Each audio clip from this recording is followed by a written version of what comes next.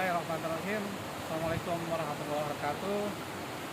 Bertemu kembali dengan saya Saturi Busa. Saya dosen program studi pendidikan masyarakat Universitas Singapura Bangsa Kerawang. Saudara-saudara mahasiswa, berikutnya saya sampaikan Assalamualaikum warahmatullahi wabarakatuh. Selamat pagi, selamat sejahtera untuk kita semuanya, saudara-saudara. Pada kesempatan ini saya akan berbagi tips kepada saudara-saudara para mahasiswa yang sedang melaksanakan kuliah kerja nyata. Pada video yang pertama saya telah membicarakan mengenai analisis situasi lingkungan. Pada seri yang kedua ini saya akan berbicara mengenai bagaimana Anda menyusun program KKN. Jadi setelah Anda melakukan analisis lingkungan, berikutnya adalah Anda melakukan penyusunan program KKN.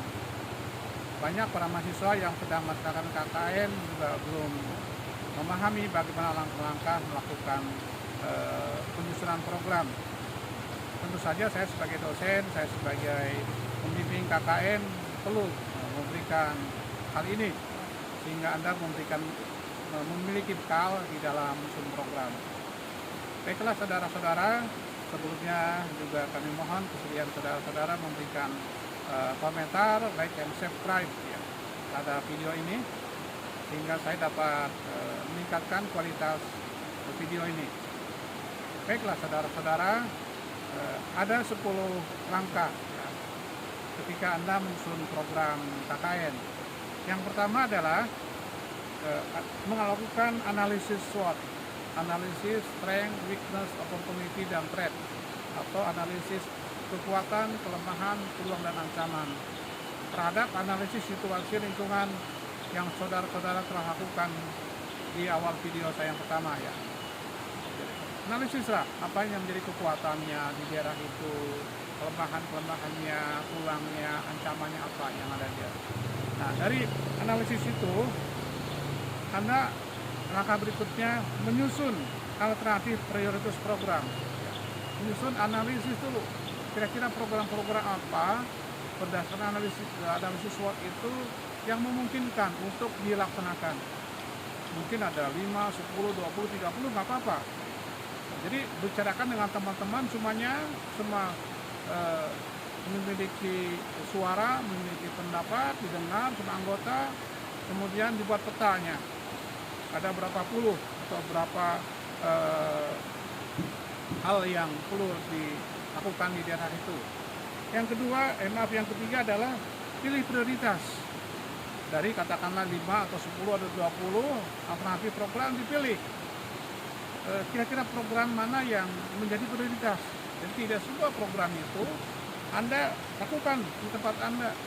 Inilah program-program yang mendesak, yang memiliki nilai manfaat yang tinggi, yang memiliki dampak yang besar akan bagi kemajuan di daerah itu. Nah, ketika Anda memilih prioritas program, pertimbangkan juga potensi lokalnya, potensi mitra, potensi kemampuan mahasiswa, ya, dan sumber daya termasuk keuangan. Jadi ketika Anda mempertimbangkan prioritas itu harus dipertimbangkan daya dukungnya. Kalau Anda tidak memperhatikan daya dukung, sumber daya, manusianya, mitranya, orang yang terlibat, kemudian Anda sendiri kemampuannya termasuk finansial, itu juga akan menyulitkan ketika program itu akan diwujudkan di dalam program KKN. Kemudian berikutnya adalah analisis manfaatnya, analisis dampaknya. Jadi Anda sudah bisa membayangkan ketika program itu akan dilaksanakan, maka manfaat apa? Dampak apa yang bisa nanti dipetik oleh masyarakat, oleh lingkungan di mana saudara melakukan KKN. Jangan sampai Anda melakukan kegiatan KKN memiliki dampak manfaat yang relatif kecil. Oleh karena itu pilihlah program-program KKN yang betul-betul memiliki dampak manfaat yang besar bagi kesejahteraan dan pemberdayaan masyarakat. Berikutnya adalah setelah Anda lakukan pilihan program, Anda lakukan dan manfaat. Kemudian Anda lakukan pengorganisasian tim, panitianya, pelaksananya, siapa melaksanakan apa, di mana, kapan, dan bagaimana. Itu penting. Jadi pengorganisasian tim itu harus bagi rata antara tim anggota-anggota. Ada koordinatornya, ada sekretarisnya, ada bendaharanya, ada pelaksana teknisnya, ada dokumentasinya, mungkin ada yang bagian pelaporan, atau bagian pemantauan, dan seterusnya. Jadi bagi pekerjaan, bagi tugas semua orang dalam tim itu secara merata, secara adil. Jangan sampai Anda ada yang duduk saja, ada yang terlalu sibuk saja, tapi buat rincian tugasnya, job deskripsinya, setiap orang itu apa. Ini penting sekali sehingga semua terlibat di dalam program KKN tersebut. Berikutnya adalah apa? Pengerahan sumber daya. Ya, jadi setelah organisasinya dibentuk, pengerahan, bagaimana alatnya, uangnya, medianya, aplikasinya, kemudian sistemnya bagaimana, jejaringnya bagaimana. Jadi itu pastikan dulu sehingga tidak ada istilah bahasa Sunda bilang patoro kokot, ya, atau kambing tumpang tindih, ya, saling berebut atau saling menunggu, tidak.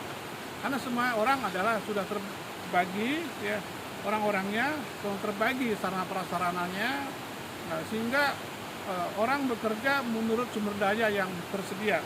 Berikutnya adalah setelah pengerahan sumber daya manusianya, kemudian materialnya, keuangannya adalah pengaturan jadwal. Ya. Pengaturan jadwal itu penting. Berapa lama Anda KKN? Sehingga dari awal sampai akhir apa yang dilakukan? Nah ini penting sehingga Anda bisa mengatur ritme kegiatan, ritme aktivitas. Jangan sampai menumpuk pada waktu-waktu tertentu. Sehingga Anda dapat menyelesaikan program KKN itu secara tuntas. Jangan sampai menggantung, ya. Jadi begitu Anda selesai itu kegiatan KKN, maka program juga dapat diselesaikan dengan baik. Berikutnya adalah lakukan pengendalian, ya. Nomor 8 ini pengendalian. Jadi ada nanti tim, terutama ketua dan beberapa tim yang melakukan pengendalian, pemantauan, pembinaan. Pastikan bahwa program itu berjalan sesuai dengan rencana, sesuai dengan targetnya, ya. Karena kalau tanpa ada kendalian, apabila terjadi hambatan, terjadi masalah, tanpa segera ditangani akan terjadi kegagalan program itu. Itulah pentingnya pengendalian. Yang terakhir, yang ke-9 adalah bagaimana melakukan menentukan indikator keberhasilan dan evaluasi. Jadi nomor 9 ini kadangkala para pelaksana manajer itu juga lalai, ya. Lalai di dalam menentukan indikator keberhasilan dan evaluasinya. Jadi pastikan bahwa setiap program yang dilaksanakan itu ada indikatornya. Indikator keberhasilannya bagaimana, bahwa program itu baik, terlaksanakan baik, terlaksana cukup, atau tidak, atau gagal, kan gitu. Ada targetnya, ada standarnya. Terus bagaimana evaluasinya, mengukurnya, keberhasilan itu. Apakah dengan angket, dengan respon orang yang dikenai sasaran, atau misalnya dengan survei, atau dengan observasi, atau dengan instrumen-instrumen lainnya. Sehingga merasa ada kepuasan, ada kebanggaan terhadap program-program yang dilaksanakan. Dan yang terakhir, yang ke-10, tidak lupa setelah program KKN itu tentu saja adalah pelaporan, ya. Nah, pelaporan yang baik adalah pelaporan yang menggambarkan tentang kondisi awal dan kondisi akhir. Bagaimana? Oleh karena itu, seksi atau mahasiswa yang tugas bagian pelaporan harus kuat di dalam mendokumentasikan baik catatan harian maupun foto-foto, video-video, bukti-bukti yang harus dilampirkan. Ada 4 prinsip, ya, di dalam menyusun pelaporan, yaitu proses Dyer. D adalah deskripsikan, kemudian I adalah interpretasi, kemudian yang ketiga adalah evaluasi, dan keempat adalah rekomendasi.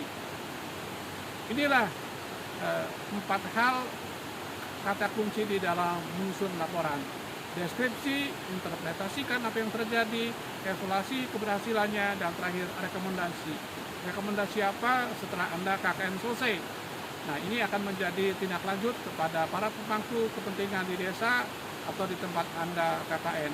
Semoga KKN Anda berhasil dengan baik, dengan lancar, sukses, diberikan kesehatan dan kemudahan. Salam hangat dari kami, dari Universitas Singapura Bangsa Kerawang. Mudah-mudahan kita selalu dalam lindungan Allah SWT. Terima kasih. Salam pembelajar. Tetap semangat. Menjunjung tinggi norma-norma akademik dengan sebaik-baiknya. Jaga nama baik universitas dan lembaga masing-masing. Semoga Anda menyelesaikannya kakak ini dengan baik. Wassalamualaikum warahmatullahi wabarakatuh.